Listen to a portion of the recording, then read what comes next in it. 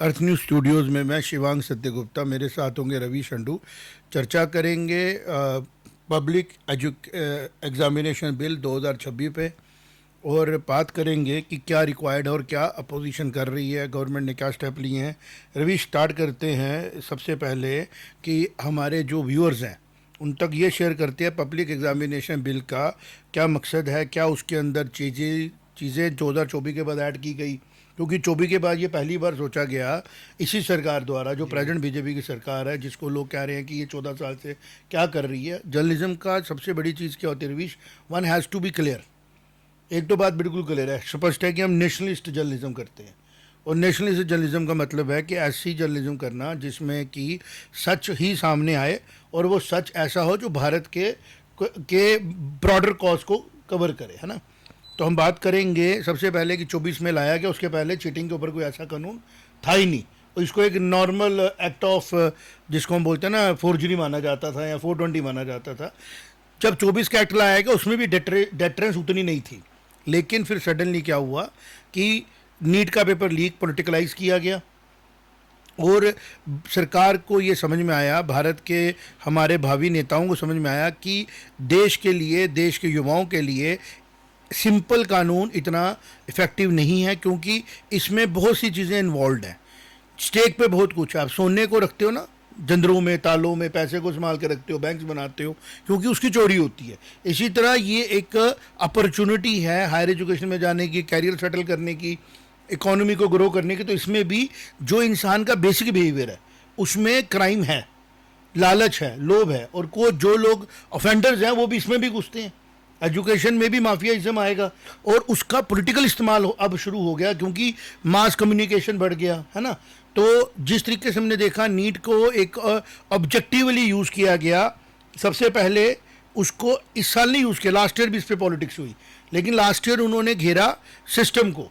जैसे वो कोचिंग सेंटरों के ओनर्स आ गए, वो लोगों की तरफ से बात करने लगे, क्योंकि जस्टिफाई करना आसान होता है, पढ़ाई एलिजिबिलिटी से चलती है। अगर मैं जर्नलिज्म कर रहा हूँ या तू जर्नलिज्म कर रहा है, या अगर हम काबिल ही नहीं है तो हम किसी को रोक थोड़ी सकते हैं कि अगर हमसे ज़्यादा कोई मेहनत करके आगे निकल जाए। हमें मेहनत करनी, हार्डवर्क करना है और फिर आगे बढ़ना है। तो ये पोलिटिकलाइज किया गया महाभारत के टाइम से ही। मैं ये समझता हूँ कि हमारी किताबों को जब महाभारत में ये लिखा गया कि सूत पुत्र कर्ण, क्षत्रियों के साथ मना नहीं किया गया, उसको बोला गया कि वर्ण और गुण एलिजिबिलिटी को चेक करके मैं दूंगा। और वही बात हुई, क्या करण बाद में, क्षत्रिय का धर्म क्या है? अन्याय के खिलाफ लड़ना। क्षत्रिय का क्या धर्म है? समाज के वेलफेयर में लड़ना। और करण किसके साथ लड़ा फिर बाद में जाके? अधर्म के साथ। तो उसके टीचर की एलिजिबिलिटी ठीक थी ना।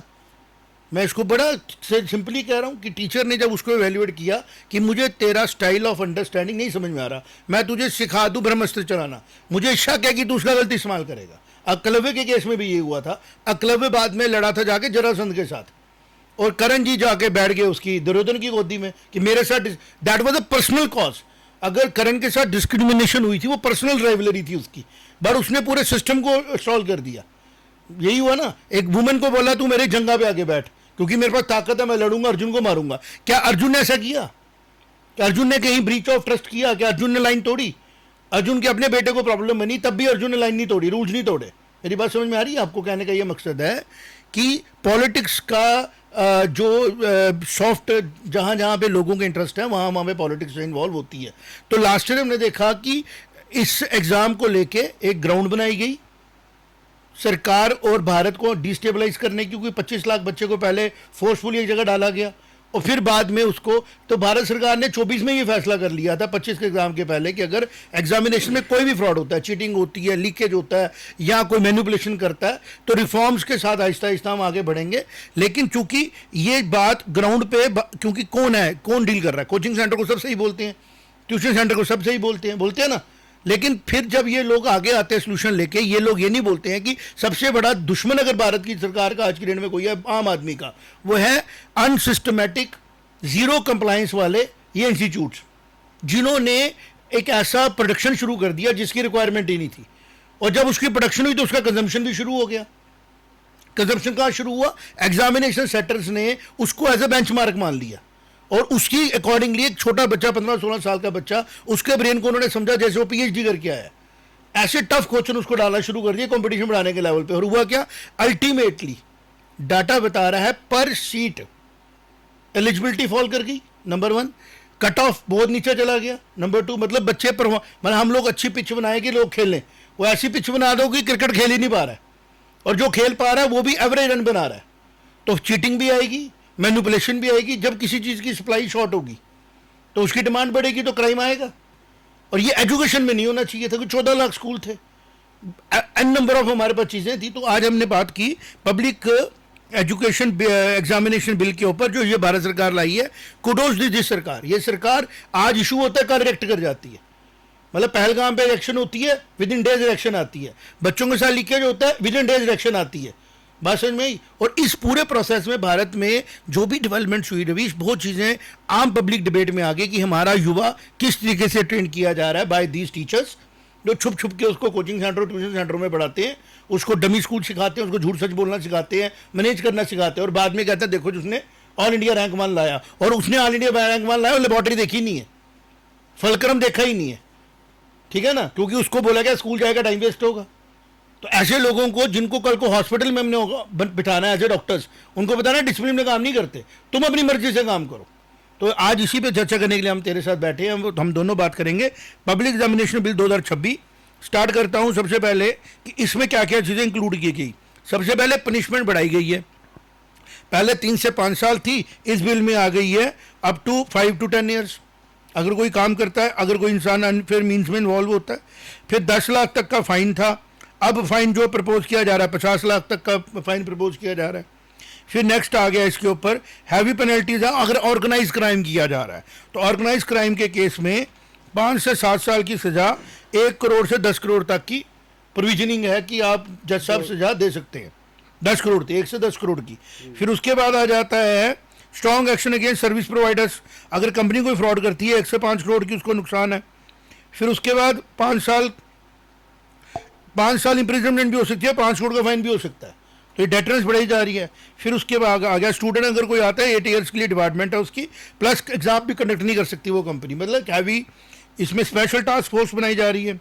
फिर टाइम बाउंड इन्वेस्टिगेशन आ गई है, स्पेशल फास्ट ट्रैक कोर्ट्स की प्रोविजन आ गया है, स्पेशल पब्लिक प्रोसिक्यूटर्स इन्वॉल्व हैं, टाइम बाउंड अपील्स हैं, 2 महीने में फैसला देना है। तो ये जो 8-10 इस पर यूनिक फीचर है। आज अपोजिशन को जिस तरीके से बेवर देखा गया इस बिल के ऊपर पिछले दिनों से जो चल रहा है, ये इज नॉट हेल्दी एक्सरसाइज।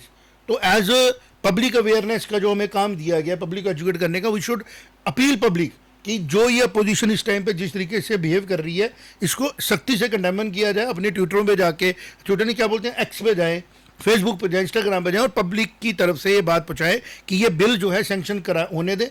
इस पर अभी हुआ नहीं है बिल पास, क्योंकि आज उन्होंने बोला पहले क्यों नहीं किया। मतलब ये अजीब सी बात नहीं है। देर आए दुरुस्त आए। आपने तो 24 तक किया ही कुछ नहीं था। Cheating was allowed by you, manipulation was allowed by you. पूरे कंट्री में ये एक पॉलिटिकल टूल था जो ये पॉलिटिक्स का बेस बनता था। और आज भी अगर ढंग से अगर इस पे काम किया जाए, things will take a very bad shape. तो पहले डिस्कशन करनी है एग्जाम बिल को क्यों नहीं पास करने दिया जा रहा बाय अपोजिशन, और फिर बात करेंगे कि क्या ये सफिशिएंट है, नहीं है, क्योंकि रिफॉर्म्स रिक्वायर्ड है, पब्लिक एग्जामिनेशन रिफॉर्म्स रिक्वायर्ड है। और जो आम चर्चा, और ये फलानी कंट्री में ऐसा होता है, चाइना में देखो 1 करोड़ 3 लाख 30 लाख बच्चा पेपर देता है, मैं उसके ऊपर भी फैक्ट सामने लाऊंगा। पहले तुम अपने इसके ऊपर थोड़ा बहुत नॉलेज अपनी दे दो, ताकि आगे हम अपनी जो व्यूअर्स हैं उनको फिर आगे से हम नेक्स्ट लेवल पे बताएं कि भारत का प्रॉब्लम क्या है, उसका सोल्यूशन क्या हो सकता है। बिल्कुल, देखिए जिस तरीके से बिल पेश किया गया है, ये मुझे लगता है कि काफ़ी एक स्ट्रॉन्ग टूल बनाया गया है पेपर लीक को इन फ्यूचर बचाने के लिए, रोकने के लिए। इसमें अगर हम देखें तो हर चीज़ को ऑलमोस्ट डबल किया गया है। जो सज़ाएं हैं, जो फाइन्स हैं, उनको डबल किया गया है। प्लस जो आपके जो प्रोसिक्यूशन का तरीका है, या जो इन्वेस्टिगेशन का तरीका है। देखिए, इन्वेस्टिगेशन पहले एक नॉर्मल पुलिस इन्वेस्टिगेशन होती थी, या सीबीआई या किसी को दे सकते थे, लेकिन अब एसआईटी का गठन हो सकता है। उस एसआईटी से अच्छे से आप कहीं से भी लोग उठा के, अच्छे लोग उठा के आप उसको इन्वेस्टिगेट कर सकते हैं। और उसके बाद जो कोर्ट्स होंगे वो फास्ट ट्रैक कोर्ट्स होंगे, जो कि टाइम बाउंड मैनर में उनको समय सीमा दी गई कि आपको इतने महीने में इसका पूरा निपटारा करना है। उस तरीके से वो बनाया गया है। इसके अलावा जो सर्विस प्रोवाइडर्स है, जो सर्विस प्रोवाइडर को क्या माना जाएगा, एक कमज़ोर कड़ी होती है सारे स्ट्रक्चर में, जिसको एक्सेस होता है हर चीज़ का, जो कि फैसिलिटेट कर रहा है, कोई एग्जाम सेंटर है, कोई कंप्यूटर सेंटर है, इस तरीके के जो डिफरेंट सर्विस प्रोवाइडर्स हैं, उनको डिबार पहले 4 साल के लिए किया जाता था, अब 8 साल के लिए किया जाएगा। और उसका मतलब ये है कि एक तरीके से वो बिजनेस से बाहर हो जाएंगे। बिल्कुल, अगर सर्विस प्रोवाइडर कोई रिस्क उठाता है कि वो पेपर लीक के बारे में सोचता भी है, तो मुझे लगता है कहीं ना कहीं ये जो बिल है, इसकी मंशा बड़ी क्लियर थी कि किस मंशा से बना है, लेकिन ये एक बड़ा अच्छा टूल बनेगा इसको रोकने के लिए। लेकिन आपने एक बात बड़ी सही कही कि जो डिमांड सप्लाई की बात है, और मैं इसमें एक चीज़ और जोड़ूंगा कि जो उसको ग्लैमराइज कर दिया जाता है, जो आप एक ब्रांड नेम देते हैं। देखिए क्या होता है कि हर कोई प्रोडक्ट जब बनता है, कंपनी बनाती है, वो उसका ब्रांड नेम क्यों चुनती है? उस ब्रांड नेम को मशहूर करके आसानी से उसको बेचा जा सकता है। तो बेसिकली होता क्या है कि जब आप नीट या सीयूईटी के जैसे ब्रांड नेम देते हैं, तो जो ये एमएनसी टाइप काम कर रही हैं ट्यूशन सेंटर्स अभी, वो इसको एक अलग ही तरीके से बेचना शुरू हो जाते हैं, जिससे कि एक मॉब से इकट्ठा हो जाता है। प्रोसेस बेचे ना रवीश, प्रोसेस बनाए, कोई रिफॉर्म बनाए, पूरी कंट्री उसको फॉलो करे। बिल्कुल, इन लोगों ने एक ना, जिसको हम बोलते हैं ना, एक एक्सप्लॉइटेशन की जगह बना दी, बच्चे के इमोशन को एक्सप्लॉइट कर रहे हैं। और अब वो कहते हैं जी, और सबसे बुरी बात पता क्या है, प्रॉब्लम हमारी है यूनिक, सोल्यूशन हम ढूंढ रहे हैं यूनिवर्सल, नहीं हो सकता ना। तो आप ये इस बात पे स्टेप जो मुझे लगता है इस सारी चीज में, पहला स्टेप ये होना चाहिए बिल पास होने दो पहले। धीरे धीरे ट्यूशन सेंटरों और जो ऑर्गेनाइज्ड जो ये ट्यूटोरियल्स बने बड़े बड़े, जो इन्होंने स्कूलों को इरेलेवेंट करने की कोशिश की। आपको देखिए, आप अगर बच्चे को 15 साल एक ऐसे इंस्टीट्यूशन में भेज रहे हैं और एकदम आप कहते हैं जी अब उसकी वैल्यू ही नहीं है कोई, अब हम पढ़ेंगे ही नहीं कि उसने, हम ये जानेंगे ही नहीं कि उसने कैसा पढ़ा था उन सालों में, वो कैसा। आप ये नहीं कह सकते हो कि भारत की पॉलिसी मेकिंग में करप्शन नहीं है। नहीं, करप्शन नहीं, देखिए मुझे लग रहा है एजुकेशन की तरफ ध्यान नहीं दिया गया, और एजुकेशन को डोप किया गया बाय दी फॉरेन जब बोलते हैं ना मिशनरीज, चाहे वो कोई भी थी। देखो आप मुझे बताओ, जब टेररिज्म लाना था हमने कश्मीर में, तो जमात इस्लामी के स्कूल कैसे आ गए, मदरसे कैसे बन गए? जब इंडिया के अंदर आपने क्रिश्चियन मिशनरीज को कैसे आने दिया? आज ये सरकार पहली बार आई है जो सीधी बात करती है। क्या किसी से छुपा हुआ है कि किस तरीके से फैनेटाइज किया गया धर्म के नाम के ऊपर, और बच्चों के हाथ में मोटिवेशन देके उन लोगों ने क्या चीज़ कर दी? सबको पता नहीं है क्या कारण हुआ, क्या एजेंसीज को पता नहीं, आम लोगों में बात करो। इसी तरह जब फॉरेन मिशनरीज यहाँ आए, उन्होंने भी कहा कि किस तरीके से एजुकेशन को पकड़ के रखो, फिर हम अपने हिसाब से काम कराएंगे। और जो लोग नॉर्मल चीज़ों में चले गए, जो इनकी नज़रों में नहीं आए, स्टोरी सुनते हैं फलाने छोटे स्कूल में पढ़ता था बड़ा, क्योंकि वो चढ़ा ही नहीं उसकी नज़रों में। अगर उसको पता लग जाता है कामयाब, उनको पता लगा आईआईटी से बच्चे आ रहे हैं, उन्होंने आईआईटी डोप कर दिया पूरा पूरा। उनको पता लगा आईएम से बच्चे, आईआईटी डोप कर दिया। आज की डेट में आईआईटी आईएम में टेक्नोलॉजी और रिसर्च पे काम नहीं हो रहा है, फाइनेंशियल रिसर्च पे आज हो रहा है कि स्टार्टअप बना दो, वो काम करा दो, कुलचे छोले की रेडी लगवा दो। अब जाके भारत सरकार ने मेक इन इंडिया प्रोजेक्ट बनाया, इनिशिएटिव शुरू किया, ताकि भारत के अंदर प्रोडक्शन की बात हो, भारत के अंदर टेक्नोलॉजी को एडवांसमेंट की बात, और हमें रिजल्ट मिल भी रहा है उसके ऊपर।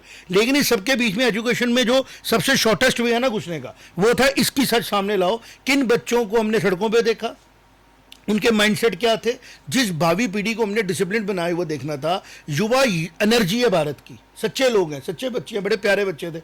लेकिन अनफॉर्चुनेट अब देखो उन लोगों को ग्लैमराइज किस तरीके से किया गया, उनको पता ही नहीं है कि हमने अल्ट में डिलीवर क्या करना है। मजाक बड़ी अच्छी बात होती है, लेकिन अपनी लाइफ का मजाक थोड़ी बनाते हैं। तो मैंने जैसे ये कहा कि पब्लिक एजुकेशन बिल, जो एग्जामिनेशन बिल जो आया है, इसको भारत सरकार ने लाया है, इसको और अच्छे तरीके से डेटरेंस वाली चीज़ों पे अपोजिशन का काम है, इसमें डिबेट करे, डिस्कशन करे और एजुकेशन को प्रायोरिटी दे। और एक और चीज़ मैं जो देख रहा था, बड़ी चैनल्स वाले आ जाते हैं, बातें करते हैं, I want to criticise them very badly, कि आप कहते हो जी फलानी कंट्री का देखो, तो मैं फलानी कंट्री से फलानी कंट्री का बता रहा हूँ, ज़रा ध्यान से देखे रवि, आप भी सुनो। हम खाली नीट का एग्जाम उठाते हैं, 24 लाख बच्चा पेपर दे रहे हैं इंडिया में। यूनाइटेड स्टेट में इसके कंपैरिजन में जो पेपर होता है ना मेडिकल का, वो होता है 85,000 बच्चे का। कहाँ पे? यूएसए में। यूनाइटेड किंगडम में 40,000 बच्चे का, ऑस्ट्रेलिया में 18,000 का। अब कुछ लोग बोलेंगे सर आप साउथ कोरिया की बात करो, साउथ कोरिया में होता है 5 लाख बच्चे का, सी सेट होता है वो। उसके बाद चाइना की बात करूँ, गाँव की बात करें, मैं गाँव पे ही आऊँगा। गाँव में मैं इसलिए आऊँगा क्योंकि सब लोगों को लगा चाइना ये कर गया, चाइना वो कर गया। भाई साहब, चाइना का जो एग्ज़ाम है वो खड़ा भी नहीं होता हमारे सामने कहीं पे। कारण क्या है? चाइना जो है ना, वो 1,30,00,000 बच्चों को जब एग्ज़ाम लेता है ना, तो medical, all under graduate courses, all admissions, engineering सब डालो। तो अगर हम अपने साथ वो कंपेयर करें तो लेवल ही दूसरा चला जाता है। इंडिया में भी 60 से 70-80 लाख बच्चा अप्लाई करता है सारे एग्ज़ाम कंबाइन करके। बात समझ में आई? और उसके फीचर्स क्या है? वो एग्ज़ाम 2 से 4 दिन चलाते हैं और वो प्रोविंस वाइज एग्ज़ाम लिया जाता है, कोई रिजर्वेशन नहीं है, कोई और चीज़ नहीं है, प्रोविंस वाइज एग्ज़ाम होगा, प्रोविंस अपने हिसाब से पेपर सेट करेगा और वो थ्योरेटिकल पेपर होता है, एमसीक्यू होता है नहीं, 3 घंटे की विंडो। तो जो रिफॉर्म्स की हमारा नेक्स्ट टॉपिक था बात करना, उसके ऊपर आते हैं कि एक तो जो आपके हमारे भारत की यूनिक प्रॉब्लम्स है, एक नेता को, एक गवर्नमेंट को ये भी देखना है कि हमारे से रिजर्व कैटेगरी वाले खुश हो जाएं, हमारे से मिनॉरिटी खुश हो जाए, हमारे से ये सेक्टर खुश हो जाए, ये वोट बैंक ना खराब हो। चाइना का 1 पॉइंट एजेंडा है, merit merit and merit, nothing else, कि वो सारे बच्चों को इकट्ठे बिठाती है, 3 से 4 दिन एग्जाम चलता है, 3 दिन एग्जाम चलता है, पूरा देश उस एग्जाम के बीच में पॉज हो जाता है, क्योंकि 1.25 करोड़ 1.5 करोड़ बच्चा जाता है वहाँ पेपर देने। लेकिन वो 1.5 करोड़ बच्चा एक्सक्लूसिव एग्जाम नहीं देता, उसमें हर पीजी का एग्जाम हो जाता है। हमारे बंदों ने कॉपी किया, मैं तभी कहता हूँ कई बार हमारे ब्यूरोक्रेट्स को के हाथ जोड़ के विनती है, जनाब जो आपको काम नहीं आता मत करो, आप आगे पीछे देखो भारत में। मैं अपने आप को बार बार प्रपोज इसलिए कर रहा हूँ क्योंकि मैंने काम किया हुआ है। आज भी मैं इसके ऊपर कंपेयर कर रहा था कि पॉसिबल नहीं है, 3 घंटे की एरो विंडो बनाई, एमसीक्यू के थ्रू पेपर ले रहे हो और आप कह रहे हो लीक नहीं होगा। 180 क्वेश्चन है बायो के, 90 क्वेश्चन बायो है, 45 फिजिक्स केमिस्ट्री है, पेपर सेट होके बनेगा ना। और आप कह रहे हो कि बच्चों के साथ इंजस्टिस भी नहीं होना चाहिए, पेपर टफनेस नहीं होना चाहिए, 24 लाख बच्चे का पेपर भी बना दो। आपके पास कौन सा ऐसा मैकेनिज्म है जो आप कर पाओगे इस तरीके से? तो इसका तरीका ये था कि अगर चाइना को तुम कॉपी करो, पूरा कॉपी करो, कर नहीं सकते, बिकॉज वहां पे जो रिक्वायरमेंट है वो प्रोविंस वाइज पेपर ले रहा है, हर प्रोविंस का बच्चा अपने अपने प्रोविंस के साथ कॉम्पीट कर रहा है, भारत की तरह नहीं। यहाँ पे बोला गया है सारे बच्चे सारी जगह कम्पीट करें, फिर अपने अपनी स्टेट का मेरिट उठाएं, 25% बच्चा 85% बच्चा स्टेट मेरिट पे आ जाए और फिर रिजर्वेशन अपने हिसाब से करें। मतलब या तो स्टेट सर्टिफिकेट बनाओ या तो सेंटर सर्टिफिकेट बनाओ। अगर आपने सेंटर का एग्जाम लिया, सेंटर सर्टिफिकेट बनाया, तो सेंटर के कॉलेजेस की फंडिंग के साथ जाना था। अगर आपने स्टेट बनाया तो स्टेट की यूनिक फीचर्स हैं, उनकी अपनी रिक्वायरमेंट है। फिर CUT का एग्जाम भी इकट्ठा कर दो, नीट के साथ बायोमेडिकल का भी करो, इंजीनियरिंग का भी करो, एक ही सारे एग्जाम ले लो, पूरी मशीनरी लगा दो जैसे लगाई जाती है, पॉसिबल नहीं ना। तो पहले सबसे जरूरी था कि जो नीट के लिए या मेडिकल एग्जाम के लिए आपने 3 घंटों की विंडो बनाई, आपने 11th का उसका एग्जाम 0 कर दिया, आपने 12th का 0 कर दिया, आपने उसके 11th की एक्यूरेसी 0 कर दी, आपने 12th की एक्यूरेसी 0 कर दी, आपने उसके 10th की एक्यूरेसी 0 कर दिया। आपने कहा इस 3 घंटे में किसी तरीके से तू परफॉर्म कर, हम मान लेंगे। तो स्कैम होने के लिए आपने प्रोविजन बना लिया। कुछ भी स्कैम हो सकता है, कुछ भी किया जा सकता है। आप बताओ 24 लाख बच्चा 25 लाख पहुंचा दिया क्योंकि एप्लीकेशन बढ़ा दी। तो ultimately it is becoming an mob handling by the authorities, not a evaluation system. कि अथॉरिटीज बच्चों को टैलेंट सर्च नहीं कर रही है, इसमें वो मॉब हैंडलिंग कर रही है कि मॉब ही क्रिएट हो गया, मॉब को कंसेंट करना। जैसे किसी मंदिर में दर्शन करने जाते हैं तो मंदिर में, मस्जिद में, गुरुद्वारे में जाना होता है कि हम लोगों ने वहाँ जाना है, ईश्वर की प्रार्थना करनी है, 2 मिनट 3 मिनट मिलनी है, मेडिटेट करना है, ध्यान देना है। और जब वो मॉब आ जाता है फिर धक्का चलता है, फिर थोड़ी हो रहा है कि हाँ दर्शन हो गए। तो इसी तरह इवेल्युएशन करना कि हमने फ्यूचर के डॉक्टर बनाने हैं भारत के लिए, MBBS डिग्री करानी है, MD करानी है, इसमें पॉलिटिक्स का पी भी नहीं होना चाहिए। इसमें only merit, eligibility and choice of a student, और उसकी चॉइस डोप्ड नहीं होनी चाहिए। तो रिफॉर्म्स की जरूरत है, जिसकी तरफ अभी तक ना अपोजिशन बात कर रही है और जो गवर्नमेंट है उसको तो काम नहीं करने दे रहे। तो मेरा ये मानना है कि आज हमारी जैसे डिस्कशन हम कर रहे हैं इसकी तरफ बात करें। एक तो विंडो बढ़ाओ, सबसे पहले विंडो बढ़ाओ, फिर ध्यान से बैठ के टोटल हमारे पास नंबर ऑफ कॉलेजेस कितने हैं उसके ऊपर बात की जाए, मेडिकल के, इंजीनियरिंग के कितने उस पर बात की जाए, IIT के साथ हमारे ITIs कितने। तभी मैं बोलता हूँ अर्थ न्यूज़ से मेरा बार बार ये बात करना है, the journey from ITIs to IIT है, from ITI to IIT engineering की, ठीक है रवीश। और जो मेडिकल की है वो फ्रॉम NO टू डॉक्टर है, कि जो आदमी मेडिकल असिस्टेंट है, जिसको बोलते हैं पैरामेडिकल है, पैरामेडिकल से चलते हुए डॉक्टर तक जा सकता है। ये पूरा इकोसिस्टम है, इसके ट्रेनिंग सेंटर है, कॉल नर्सिंग टू, आप बोलो from nursing to medico. This is what I am saying. इस पूरे प्रोसेस को इंटीग्रेट करके, डिजाइन करके बनाने की जरूरत है, जिसकी तरफ अभी हम नहीं बढ़ रहे हैं, क्योंकि इसमें स्टेबल ब्यूरोक्रेसी चाहिए, स्टेबल प्लानिंग चाहिए, चाहे सरकारें बदले नहीं बदले। जो पॉलिसी प्रोग्राम हमारा एजेंडा फिक्स हो जाए, जो भी सरकार है उसी पैरामीटर में काम करे, किसी पॉलिटिकल प्रेशर में आके काम ना करे। NEP इतनी खूबसूरत किस्म की चीज बनाई गई एजुकेशन रिफॉर्म करने के लिए, धज्जियां उड़ा के रख दी हुई हैं इम्प्लीमेंटेशन में, सिर्फ खुद को कॉलर पीटते रहते हैं, हमने जी कर दिया इम्प्लीमेंट। अभी तक सिलेबस क्लियर नहीं करने दे रहे हैं। कौन नहीं करने दे रहा है? जो इकोसिस्टम ऑलरेडी बैठा हुआ था यूनिवर्सिटी कॉलेजों में, स्कूलों में, वो चाहता ही नहीं है कि हमारे यहाँ पे रिफॉर्म्स हो। तो फिर क्या होता है, जब रिफॉर्म्स नहीं होते तो आप जो भी करोगे आपसे उसके नुकसान नहीं होंगे। अब जिस तरफ भी जाओगे वहां से आपको उसका नुकसान होगा। जिस चीज को पूरा ओवरऑल चाहिए उसमें स्टेप 1, स्टेप 2, स्टेप 3 करना पड़ेगा। सबसे पहले हमें प्रैक्टिकली चलना पड़ेगा इंडियन सिविलाइजेशन के इथॉस के ऊपर, कि बच्चों को फोर्स नहीं कर सकते आप किसी कैरियर के लिए। और knowledge is not for money only, knowledge is for personal satisfaction, knowledge is for personal happiness, and then money comes afterward. Money तो जिंदा रहने के लिए ना। मैं छोटी एग्जांपल दूंगा, हमारे संत थे कबीरदास जी, उनकी हॉबी थी संत बनना, उनकी हॉबी थी दोहे लिखना, खुशी खुशी लिखते थे। बार उनका प्रोफेशन क्या था, रोजी रोटी कमाने के लिए उन्होंने जुल्हा बनना स्वीकार किया, उन्होंने कपड़े बनाता हूँ, क्योंकि रोजी रोटी उसी से कमा रहे थे। आज हम कह रहे हैं नहीं जी आप जबरदस्ती कपड़े बनाना सीखो, उसमें पैसा बढ़ा, तुम डॉक्टर बनो प्लेसमेंट है, तुम आईएएस करो तुम्हें ताकत मिलेगी। ये कोई मोटिवेशन थोड़ी होती है। जो इकोसिस्टम ये बना रहा है उस इकोसिस्टम को प्लग आउट करो। और जो चाइना की बात काओ की बात करते हैं, चाइना में बैन है, आप अपनी मर्जी से किसी बच्चे को तैयार नहीं कर सकते। तो हमें चाइना को कॉपी नहीं करना है। मेरा कल आर्टिकल आएगा अर्थ न्यूज़ में, एलैबोरेशन तरीके से मैंने उसमें लिखा है, हमें यूनिक तरीके से भारत के एजुकेशन सिस्टम की रिक्वायरमेंट को देखते हुए अपना सिस्टम डिजाइन करना है, जिसकी तरफ अभी हम बढ़ नहीं रहे हैं। व्हाट डू यू से?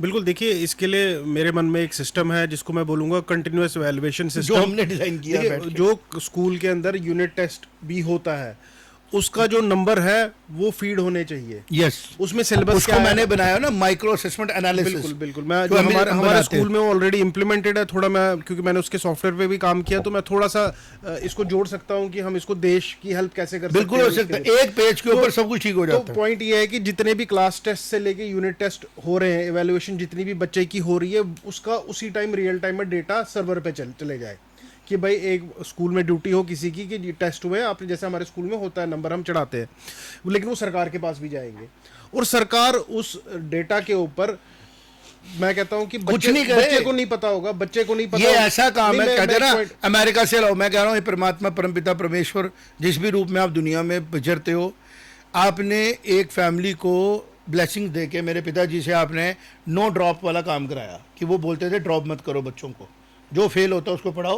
हाँ, बच्चा पढ़ाते रहो, आप सिर्फ उसका नोट करते रहो कि कितने नंबर आ रहे हैं। मेरे पिताजी ने कितने नंबर आ रहे हैं, और मेरे पिताजी पूरी जिंदगी एंड में मेरे साथ बैठ के, जब आखिरी 2 महीने में बड़ा हुआ है, पापा लोग बोलते हैं कि आप ड्रॉपर बच्चों को पढ़ाते हो, पापा कहते हैं और किसको पढ़ाना होता है। एजुकेशन में बच्चा मच्योर ही नहीं, उसको पता नहीं मैं फेल होऊंगा क्या होगा, सेकंड थर्ड तो उसको पता नहीं फेल होना क्या होता है, तो बच्चों को स्कूल से निकाल देते थे। तो हमारे को बोलते थे जो फेल हो जाते उसको दाखिल करते हैं हम। अब जब 2002 आया, मैं टेस्ट वगैरह, मैंने कहा यार ये कौन सा तरीका है, साल के एंड में एक पेपर ले लो और बोलो तू पास है, तेरे को आ गया सारा कुछ। तो मैंने कंटिन्यूस इवैल्यूएशन स्कीम बनाई, जिसका नाम डाला मैंने SP smart school system micro assessment analysis, कि अगर मैंने रिजल्ट लेना है तो मुझे उसको वीकली मंथली चेक करना है, मुझे उसको डेली चेक करना है। लेकिन उसमें क्या लगनी थी, मशीनरी लगनी थी, काम करना था, जो अवेलेबल नहीं था, जो अवेलेबल था नहीं। अब है उस टाइम मैंने किया। एआई जैसे आज की डेट में मैं देख रहा हूँ यूडाइस का फॉर्म बनाया गया, किस कंसल्टेंसी ने दिया, इतनी चीजें डाल दी गई हैं उसमें जो इरेलेवेंट है। हमने 4 चीजें डाली हैं जो सीधे सीधे काम आती हैं। तो रिफॉर्म्स की जरूरत है जो नहीं हो रही है। अब मैं थोड़ा सा मैं कंप्लीट करना चाहूंगा। अब हमने डेटा सारा उसका कैप्चर कर लिया, टाइम टू टाइम हमने बिल्कुल राइट टाइम पे कैप्चर कर लिया डेटा। और जब वो 12वीं कक्षा में आता है, अब देखिए उसको, बच्चे को नहीं पता है कि वो अच्छा डॉक्टर बनेगा या डॉक्टर बनने के लायक भी है, क्या वो इंजीनियर बनेगा, उसके बाप को नहीं पता, लेकिन डेटा को पता है। हमें पता है ना, आपको तभी हमने बनाया ना 1 स्टूडेंट 1 गोल। अब क्या है कि डेटा को पता है कि ये बच्चा जो था, इसकी जी मैथ बड़ी स्ट्रांग थी, ट्रिग्नोमेट्री बड़ी अच्छी करता है, इंजीनियर अच्छा बनेगा, लेकिन मेडिकल में ये कम नंबर लेता था। तो हमने क्या करना है, हमने जब 12वीं में बच्चा पास होगा उसको मिलेंगे क्रेडिट्स, कि भाई तेरे को, जैसे वो मेडिकल में अच्छा था, जैसे एनईपी ने कहा, लेकिन मैंने बड़ी बार कहा, मैं जम्मू में भी किया, मैं एजुकेशन मंत्रालय में भी गया, मैंने बोला भाई साहब आपके पास जो चीजें सिर्फ थ्योरी में लिखी है ना, मेरे पास 2002 से डाटा पड़ा करेक्ट करने का, मेहरबानी लो ले लो मेरे से, क्रेडिट भी जिसको देना पद्म भूषण देते रहना, मैंने एक्चुअल में काम करके डाटा कट करके रखा। आज मैं फिर से कह रहा हूँ, देखो भी जो तू कह रहा है ना क्रेडिट की बात कर रहा है, उसमें क्या है, छोटी सी बात है, डॉक्टर किसको बनना चाहिए। मैंने कोई बोलता बच्चा डॉक्टर बनना है, मैंने कहा अगर तू चीजें सॉल्व करने में 5 मिनट लगा रहा है, डॉक्टर के पास पेशेंट आ रहा है जिसको हार्ट अटैक हुआ है, सेकंड से उसके बाद कैलकुलेशन करने के, उसकी थिंकिंग रीजनिंग पावर सेकंड में चाहिए, मिनट में भी नहीं चाहिए, है या नहीं। एक्सीडेंट केस आ रहा है, मिनट्स में उसको डिसीजन लेना है, मैंने इसके साथ क्या करना है। तो जिसको सोच समझ के ट्रेन करके खड़ा कर दिया गया, क्या वो डिलीवर कर पाएगा? क्या वो इंसान के साथ डील करता? 60 सेकंड इंसान को सांस नहीं आए, इंसान मर जाता है। तो जो आदमी इस किस्म की कैलकुलेशन करना चाहता है, उसके पास एक तो नेचुरली ईश्वर की तरफ दिया कि उसको ताकत होनी चाहिए, दूसरा उसकी ग्रूमिंग करने की जरूरत है। जब ग्रूमिंग करके वो ना करे तो उसको बताना हो सकता है तो किसी और लाइन के लिए बना है। तो जो हमारे प्रोसेसेस थे, मैं ओन नहीं कर रहा हूँ, ईश्वर ने चुना और आज उसकी ज़रूरत है देश को। और हम कह रहे हैं कि आप रिफॉर्म की तरफ चले जाओ, अगले साल से ही चीज़ें बदल सकती हैं। अगले साल अगर हमने कोई चीज़ रिफॉर्म करनी है ना, नीट पेपर में पहली बात करें या सीयूटी में एमसीक्यू से बाहर आना है, तो एक बड़ी चीज़ सामने आएगी, जो ड्रॉपर बच्चे हैं उनका क्या होगा, क्योंकि वो तो इसी उम्मीद में ड्रॉप करें, सेम पेपर होगा, उनको अलग कर दो। आप बोल दो कि अब 3 साल तक आप 2 साल तक अलाउ करोगे, 2 साल में अगर आपसे होता नहीं होता, आप तीसरे साल से चीज़ें चेंज कर दो। और जो ये गाँव की बात करते हैं ना, वो पूरा एमसीक्यू बेस पेपर नहीं है, शीट लिखी जाती है, शीट चेक होती है, बच्चा लिख के बताता है मुझे नॉलेज क्या है, वो 4 लाइनें लिखता है। जो वैल्यूएशन थी, बेसिकली कोचिंग सेंटरों ने नंबर ऑफ एप्लीकेशनें बढ़ा दी, पेपर मार्किंग होना बंद हो गई, डायरेक्ट इवैल्यूएशन बंद हो गई। इन लोगों ने अगर सीबीएसई में बोला कि हम पेपर में पिक लेते हैं, उसके खिलाफ बातें पता क्यों की गई? सच सामने आ गया। अब वो शीट इमीडिएटली ट्रांसपेरेंटली सबके सामने आती है। टीचर को भी अकाउंटेबिलिटी बना दी कि भाई तूने मार्क्स इस बात के दिए, और बच्चा भी अकाउंटेबल हो गया। जो कह रहा था कि मैं सीबीएसई में इसलिए पढ़ता हूँ, छोटे छोटे आंसर लिखने पड़ते हैं, मतलब you don't know the knowledge, you don't know the concept, you don't know how to elaborate a thing, तो तू क्या ही बात कर रहा है? Understood I am saying? तो बेसिकली क्या है कि अब हमें भारत को एक चीज और, आज भारत पूरी दुनिया को ऐसा सिस्टम दे सकता है रवीश पढ़ाने वाला, जिसके केस के वजह से भारत दुनिया में छा सकता है। इस चीज को भारत से लाने की जरूरत नहीं है। इस चीज को लाने के लिए भारत में ही 14 लाख स्कूल है, मेरे जैसे लाखों लोग होंगे जो मेहनत कर रहे हैं। उन लोगों को बुला के पूछा जाए, हम अपनी दे देती है माइक्रो से। मैं ज़्यादा से ज़्यादा 15 मिनट की डेमोन्स्ट्रेशन में किसी भी आदमी को कन्विंस कर सकता हूं कि आप इवैल्यूएशन किस तरीके से कर सकते हो। ऐसी सिलेक्शन होगी कि बच्चा खुद बोलेगा कि शायद मैं पेपर नहीं देना चाहिए था, क्योंकि मैं तो देना नहीं चाहता था, मुझे मेरी मासी मामे फुफड़ ने बोला, मुझे कोचिंग टीचर ने बोला, मुझे फलाने ने बोला। क्योंकि जहां पे आप डिमांड बढ़ाओगे, वहां सप्लाई देने वाले चीज़ें महंगी बेचेंगे। 5-5 लाख रुपए का कोर्स बिक रहा है, बच्चों को स्कूल में 6वीं के बच्चे को वैन में डाल रहे हैं, उसको घर से ही उठा के लेके जा रहे हैं, क्योंकि आपने आईपीओ लो कर दिया और चाइना ने नहीं किया। चाइना ने एमसीक्यू बेस नहीं किया। तो एक तरह बोलते देखो उसकी अपोजिशन वाले, तो और भी देखो, बोलो कि कल कोई भी बंदा बोले कि कल से कोचिंग सेंटर बैन करो जी, सारे स्कूलों में पढ़ाई ठीक होगी, और कराओ फिर स्कूलों में। ले रिस्पॉन्सिबिलिटी, गवर्नमेंट की रिस्पॉन्सिबिलिटी है, गवर्नमेंट मुंह नहीं ना छुपाए अपना। कमीशन सेक्रेटरी से बात करें ना अपने, कि तुम्हारा काम ट्रांसफर करना नहीं है, तुम्हारा काम मैनेज करना नहीं है, तुम फैसिलिटेटर हो टीचरों के। देखो मेरी बात सुनो बड़े ध्यान से, जो कमिश्नर सेक्रेटरी आता है एजुकेशन में रवीश, या आता है मेडिकल में, या आता है इंजीनियरिंग में, वो टेक्नोक्रेट का फैसिलिटेटर है। मेरी बात समझ में आ रही है? मैं कह रहा हूं टेक्नोक्रेट्स का फैसिलिटेटर है। वो टेक्नोक्रेट्स का गाइड नहीं हो सकता अगर वो खुद उस लाइन का नहीं है। एक टीचर जो फिजिक्स पढ़ा रहा है, उसका जो कमिश्नर सेक्रेटरी है, वो उसको ये नहीं सिखा रहा फिजिक्स कैसे पढ़ा, वो उसको फैसिलिटेट कर सकता है कि तुझे बता क्या चाहिए, मैं प्रॉम्प्टली देता हूं। ये चीज समझनी पड़ेगी, और फिर हमारे जो ये प्रॉब्लम्स हैं सॉल्व होंगी। एक तो एग्जामिनेशन बिल को इमीडिएटली आप पास होने दो, दूसरा रिफॉर्म्स की तरफ बढ़ो। और रिफॉर्म्स बढ़ने के लिए एक स्ट्रक्चर तरीका है, जिसके ऊपर हजारों लोग हैं जो अच्छी तरह काम कर रहे हैं, उनको इकट्ठा करो। और जरूरी नहीं है कि जो ग्लैमर में है वही कामयाब है, ठीक है, गलत है। व्हाट डू यू से? बिल्कुल, देखिए मैं उसी की बात कर रहा था कि जो इसकी जो इवैल्यूएशन होगी, आप अंत में क्या कर सकते हैं कि 12वीं के बाद आप 30 नंबर, आप 70 नंबर आप रख लीजिए। नीट का एग्जाम जो आपका, मैं तो कहूंगा कि ये एक लॉटरी एग्जाम है, वो 3 घंटे एग्जाम है, लॉटरी एग्जाम। अगर आपको इसके ऊपर ज्यादा कॉन्फिडेंस, 70 नंबर आप इसके रखिए, लेकिन 30 क्रेडिट्स जो है उसमें आप बच्चे को बोलिए कि अगर तू मेडिकल में अगर वो अच्छा है तो जी आपको 27 क्रेडिट मिलेंगे। समयाल सर ने मुझे बोला जब तक बच्चा आज का पढ़ा हुआ शिवांग पढ़ के घर से नहीं आया, अगला पढ़ा नहीं सकते उसको। This is micro assessments. बिल्कुल, कि अगर आज बच्चे ने चैप्टर ओपन किया, वो तो है, वो पढ़ के नहीं आया अगला, क्योंकि उसने तैयारी नहीं की, तो आप उसको आगे का पढ़ा रहे हो, तो आप तो उसे कंपाइल कर रहे हो ना उसका डाटा अंडरस्टैंड उसने किया नहीं। ये वैसे ही है कि अगर फाइल डाउनलोड की, अभी फाइल डाउनलोड ओपन नहीं है, नई फाइलें डाउनलोड कर रहे हैं, और फिर एंड में बच्चा क्या कहता है मुझे छुट्टी दो, मैं तैयारी करनी है। तो इसका मतलब हमारा प्रोसेस जो है उसमें फॉल्ट है, और किसी कंट्री का भी प्रोसेस अच्छा नहीं है। डोंट कॉम्पेयर एनीबॉडी, बिकॉज हम लोगों ने, मैंने पर्सनली मैक्सिमम कंट्रियों को एनालाइज करके देख लिया, इंडिया का फिर भी बेटर है, इंडिया का एजुकेशन प्रोसेस फिर भी बेटर है। सिर्फ प्रॉब्लम क्या है, एजुकेशन प्रोसेस पॉलिटिकलाइज किया जाता है किसी को नीचा दिखाने के लिए। तो बोल्डली सरकार को सामने आना पड़ेगा कि हम सुधारने वाले हैं, बीच में नहीं आना। हम किसी भी स्टूडेंट यूनियन की बात नहीं सुनेंगे, ये हमारे मेरिट्स है, ये रीजन है हमारे करने का, और इसलिए हम कर रहे हैं। टीचरों को भी मेहनत करनी पड़ेगी, पढ़ने वाले को भी करनी पड़ेगी, पेरेंट्स को समझना पड़ेगा कि मेरे बच्चे को जो टैलेंट है वही मुझे मिलेगा। मैं अपने बच्चे को पैसे के जोर पे या किसी भी प्रेशर के साथ चला नहीं सकता। और हमारा इकोसिस्टम ऐसा बनेगा जो आईटीआई से लेके आईआईटी तक प्लेसमेंट करेगा, समझ भाई, इंडस्ट्रियल लेबर फोरमैन से लेके रिसर्चर तक मेहनत करेगा, और एक नर्सिंग स्टाफ से लेके मेडिकल प्रोफेशन तक मेहनत करेगा, एक कैमरामैन से लेके डायरेक्शन सीखेगा, एक सफाई कर्मचारी से लेके पूरी हाउसकीपिंग की मैनेजमेंट चलाएगा, एक सफाई से लेके जर्नल तक की मैनेजमेंट करेगा।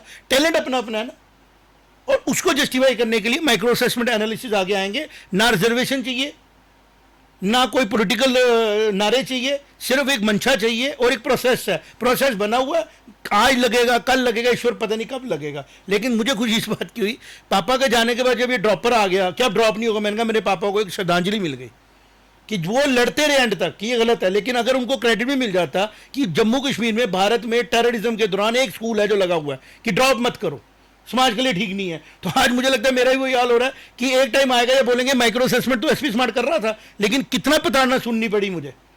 और आज की डेट में जब ये नेशनल इशू बन गया, लोगों के ऊपर मुसीबतें आ गई, तो अब तो समझो कम से कम कि लर्निंग के अंदर आपको जो करना पड़ता है वो करना पड़ता है। You can not compromise with the learning ability of a child. नए नए वर्ड ले आते हैं, ना उनका सिर होता है ना पैर होता है, कोई स्लो लर्नर कोई फास्ट लर्नर, फॉरन की कोई किताब पढ़ते हैं चल पढ़ते हैं उसको फॉलो करने। भैया जहां आबादी 80,000 है, तुम्हारी 24 लाख की तुमने पहुंचा दी एप्लीकेशन, तो क्या कंपैरिजन है तुम्हारा? वो टैलेंट सर्च कर रहे हैं, तुम मॉम हैंडलिंग कर रहे हो और अपने आप को जस्टिफाई कर रहे हो, हमने काम कर दिया। सबसे पहले एनटीए को जस्टिफाई करना पड़ेगा कि एनटीए की जरूरत क्यों पड़ी, और अगर ये एक्सपेरिमेंट कामयाब नहीं हुआ है तो इसको विड्रॉ करना भी कोई गलत नहीं होगा, क्योंकि एजुकेशन स्टेट सब्जेक्ट है और सेंटर का सब्जेक्ट है। इसमें एक हाइब्रिड कोलैबोरेटिव मॉडल बनाने की जरूरत है। मुझे लगता है कि आज जो हमने चर्चा की है, डायरेक्शन डाला है, आगे दिनों में मैं और अच्छे मॉडल लेके आऊंगा तेरे साथ बैठ के, and we will be giving government open suggestions. आगे मर्जी है पॉलिसी मेकर की, सुनो, मर्जी है नहीं सुनो, व्हाट डू यू से? बिल्कुल बिल्कुल।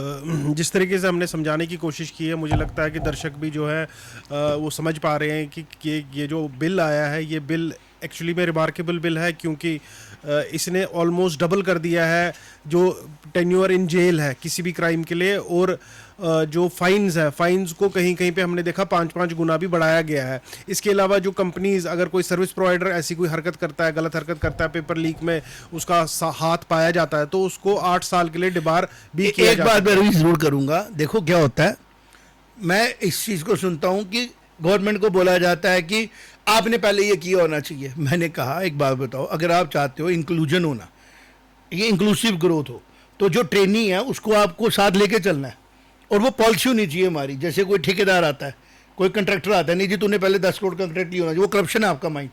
आप जिसने पहली बार आना है, पहले वो लोग तुझे कंट्रैक्ट तब दे रहे हैं, तू पहले 10 अपने साथ ट्रेनी जोड़ रहा है, उनको तू ट्रेन करेगा, फिर वो आहिस्ता आहिस्ता अपना प्रोफाइल बनाएंगे। ये कहते नहीं डायरेक्ट जंप मारो, और डायरेक्ट जंप मारने में जब इंडिया में नहीं मिलता फॉरेन से आ जाते हैं। मतलब आप तो चाहते हैं इंक्लूसिव ग्रोथ हो, तो एक बहुत बड़ा डिबेट डिस्कशन है जिसकी तरफ इशारा करना जरूरी है। डिपार्टमेंटल पॉलिसी करप्शन की पॉलिसी ऐसे डिजाइन करो जहां से पैसा विड्रॉ कर सके, देश जाए बाढ़ में। और हमारी असली प्रॉब्लम करप्शन है, और अब ऑर्गेनाइज तरीके से करप्शन की जा रही है। डिजाइन ऐसा करो पेपर जिसमें 4 कंपनियां फिट कर दो, उन कंपनियों में क्या होता है भाड़ में जाए, उसको आप 24 लाख बच्चे को अगर हजारों करोड़ का इसमें फंड इकट्ठा हुआ, किसको फंड मिला, कौन सी कंपनी उसमें लाई गई, क्यों लाई गई, प्रिंटिंग किसको मिली, अगर इसको ऊपर बैठेंगे ना होस्ट गाने आ जाएगी।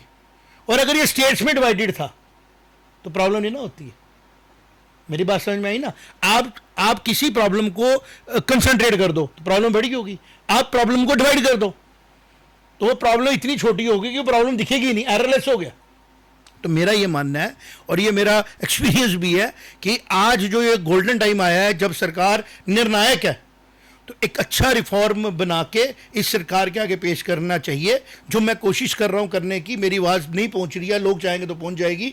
माइक्रो असेसमेंट एनालिसिस का मॉडल तैयार है, चाहे फिर आपने मेडिकल की सिलेक्शन करनी हो, चाहे आपने कोई भी सिलेक्शन करनी हो, चाहे आपने यूनिवर्सिटी के लिए बच्चे ढूंढने हो, चाहे आपने एनईपी का first year, second year, third year, fourth year का प्लान बनाना हो, एग्जिट एंट्री का प्लान बनाना हो, सिलेबस तैयार करने हो, it is done in the fraction of second. Fraction of second means fraction of second, हवा में बात नहीं कर रहा हूँ, but I should be in the driving seat. मेरे जैसे बंदा ड्राइविंग सीट पे होगा, मैं पीछे बैठ के ड्राइवर को नहीं बता सकता गाड़ी इधर काट या उधर काट।